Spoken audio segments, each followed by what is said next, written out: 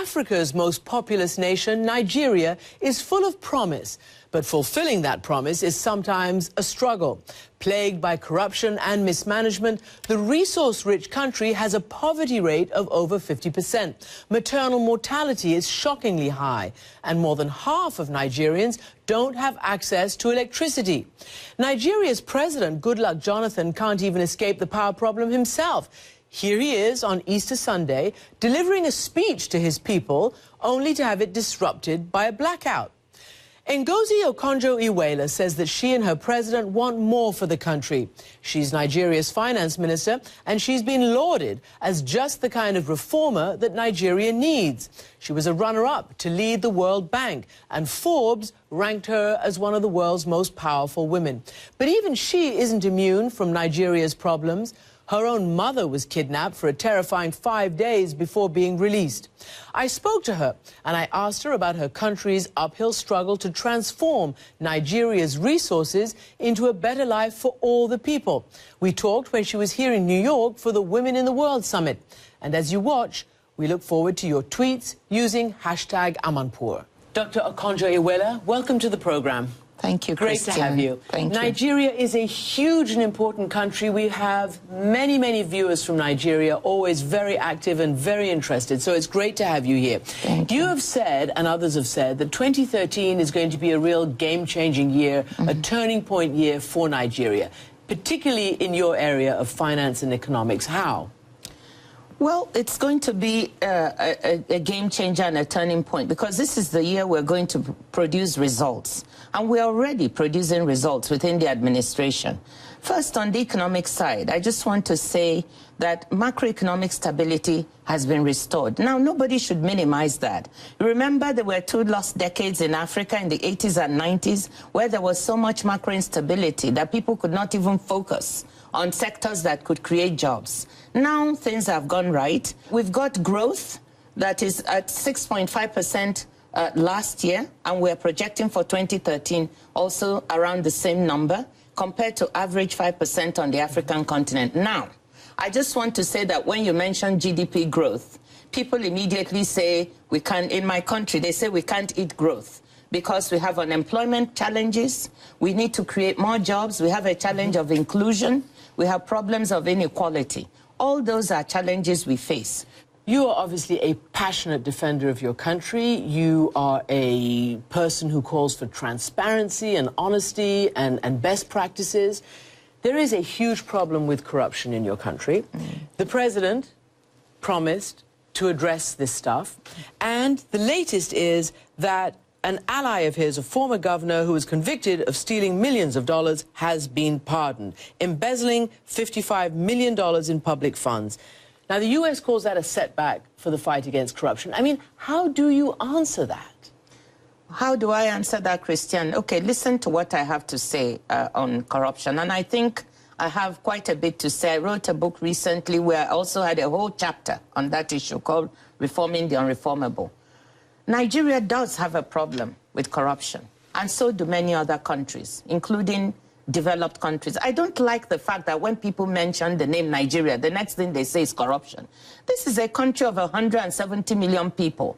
99.9% of them are honest, hard-working citizens who just want to get on with their lives, and they want a government that delivers for them.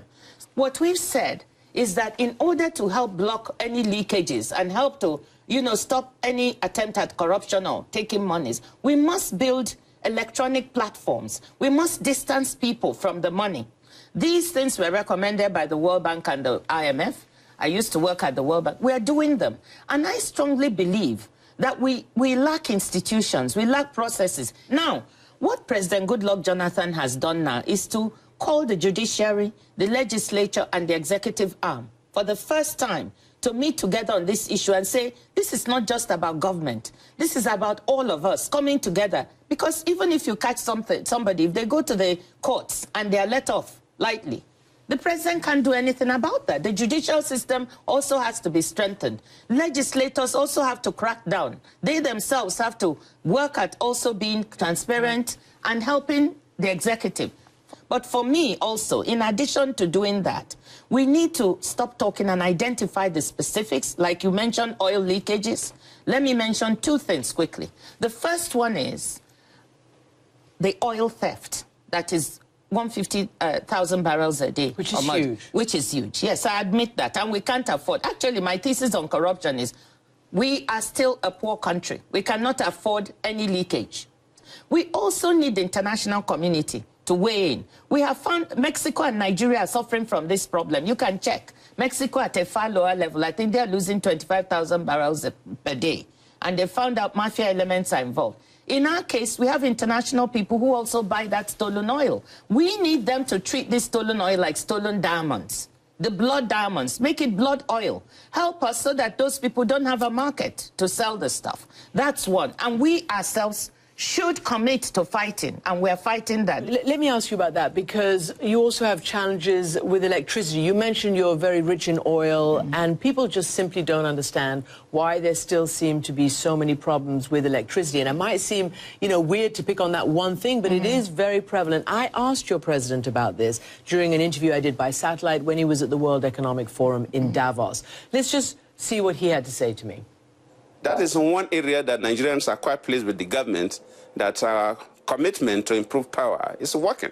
So if you are saying something different, I'm really surprised. That is one area that even civil society members agree that government has kept faith with its promise.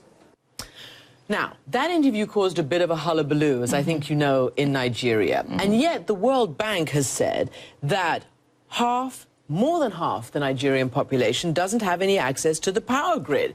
As you know, Nigeria became a democracy again when President Obasanjo came into power in 1999.